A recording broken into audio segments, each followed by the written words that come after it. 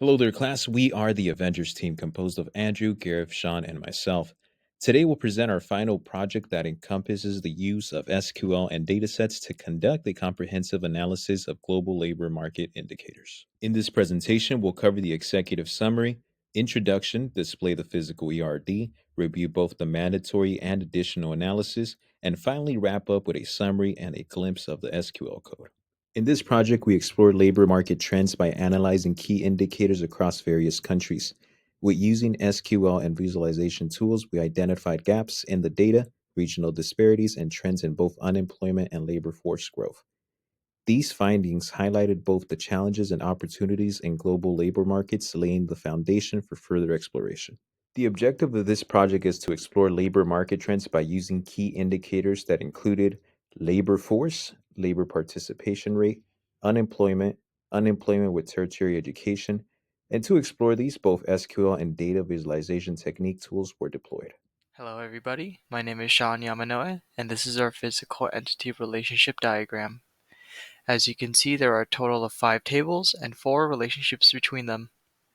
The continent and country table share a one or many relationship with the continent-country table, while the continent-country table shares a one and only one relationship with both the continent and country table. Moving on, the country and indicator tables share a one or many relationship with the country data table, while the country data table shares a one and only one relationship with both those tables. Hi, my name is Andrew Martinez, and today I'll be presenting our project on analyzing the World Bank employment indicators. Let's begin with the mandatory analysis section. This part of the project focuses on assessing the completeness of our dataset and identifying gaps in data. We've chosen 4 key employment indicators: total labor force, labor participation rate, total unemployment rate, and unemployment with tertiary education. The goal here is to ensure the data is reliable and can support meaningful analysis of employment trends globally. Next, I'll walk you through how we've used these indicators in our queries and analysis. Moving on, this slide focuses on the results of our first mandatory query, labeled M1, which identifies countries lacking data for at least one of our selected employment indicators. The query checks for gaps in the dataset across 4 indicators: labor participation rate, total labor force, total unemployment, and unemployment with tertiary education. As you can see, the results are displayed in alphabetical order, highlighting countries such as American Samoa, Andorra, and Greenland with missing records. The significance of this query lies in its ability to pinpoint incomplete data, ensuring transparency and helping us account for these gaps in further analysis. This snapshot displays the top 10 countries for clarity and simplicity. Let's now move on to the next analysis to explore countries with complete datasets.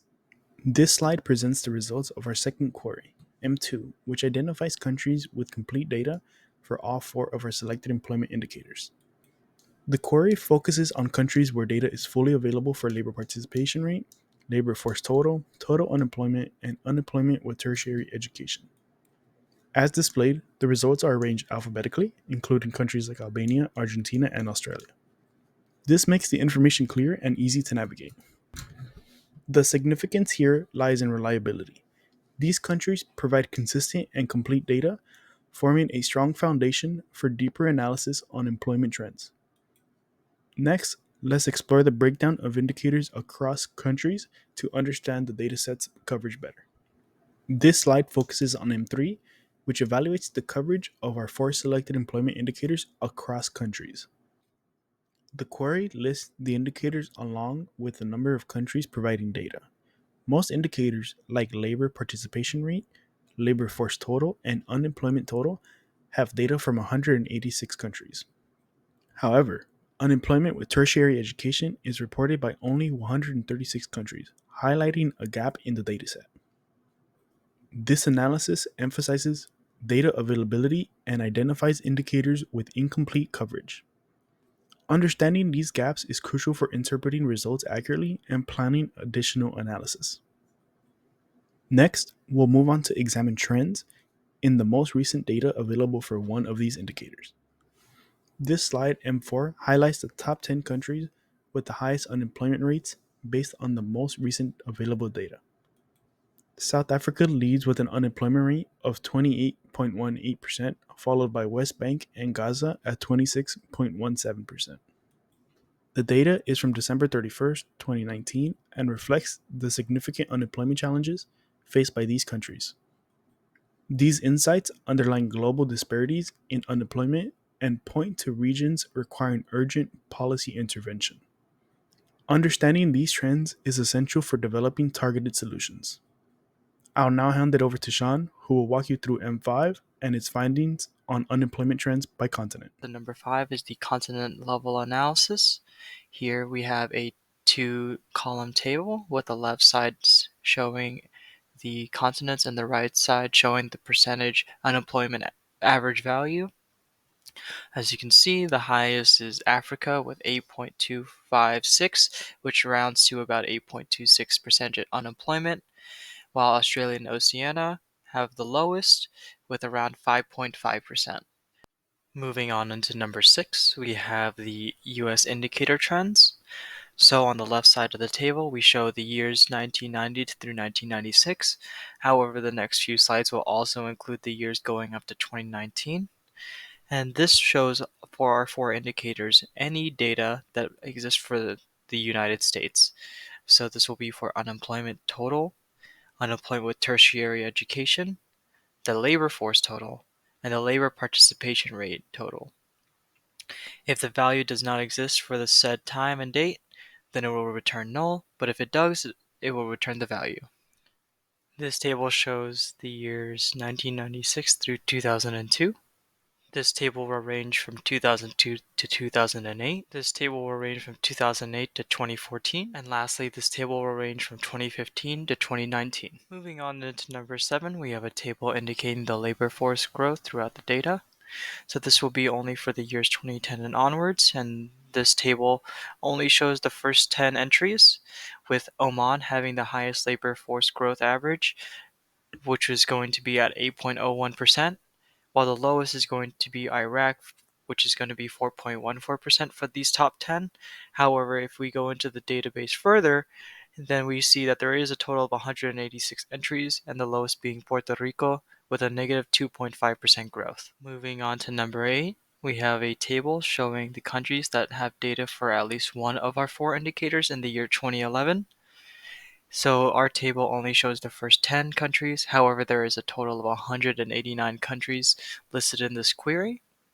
And those will be prime candidates for any analysis that we choose one of our four indicators for. It depends on which one we choose. However, these are countries with one of our four indicators, and it will not be reliable for use if all four are used simultaneously. And lastly, for number 9, for the data for 2011, we have the table showing 10 countries that have data for all four of our indicators chosen for the year 2011. This will be significantly useful if we want to do analysis within our four indicators. These are going to be the list of reliable countries we want to choose from, which is going to be a total of 86 that have returned true for having all four indicators for 2011. Additional analysis A1. Which countries exhibit the highest labor participation rate? This table shows the countries with the highest labor participation rates using the SL-TLF-CACT-ZS indicator. This shows the countries of Rwanda, Burundi, and Madagascar having the highest participation in labor. What makes this labor indicator unique is that the proportion of population ages 15 and older that is economically active are indicated. All people who supply labor for the production of goods and services during a specified period. It includes people who are currently employed and people who are unemployed but seeking work, as well as for first time job seekers. Because these job seekers could be 15 and older, it can be inferred that Rwanda, Burundi, and Madagascar have a high participation of laborers who could be in their teens. Additional analysis A2. Identify countries where unemployment with tertiary education exceeds 50% of total unemployment. Order by most recent dates, limit 10. Tertiary education includes secondary education such as universities, colleges, and trade schools. What this table shows is that Armenia, Belarus, and Saudi Arabia have a high unemployment rate considering that they do have a high amount of tertiary education. So this means college students, university students, and trade school students that have recently graduated, or I should just say graduated, are unemployed. Additional analysis A3.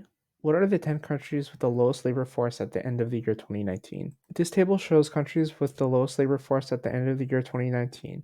The table refers to the SL, TLF, TOTL, IN indicator. This indicator refers to labor forces comprising of people ages 15 and older who supply labor for the production of goods and services during a specified period of time. The country with the lowest labor force is Tonga with 40,000. The country with the 10th lowest is Vanuatu with 128,570. Additional analysis A4. What are the 5 countries with the lowest unemployment percentage of total labor force at the end of the year 2019? This table shows the 5 countries with the lowest unemployment percentage at the end of the year 2019 using the SL, UEM, TOTL, ZS indicator. This indicator refers to unemployment to the share of the labor force that is without work but available for and seeking employment. The country with the lowest unemployment is Qatar with 0.09% and Cambodia with the 5th lowest unemployment with 0.67%.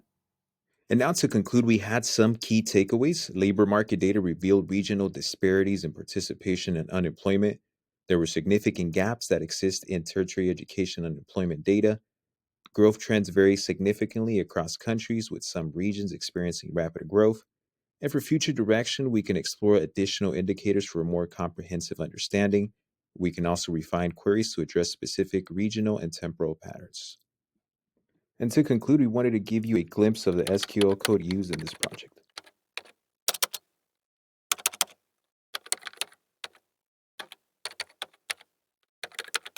From the Avengers team, we want to thank you for taking this time to join us on this journey of exploration of the global labor market.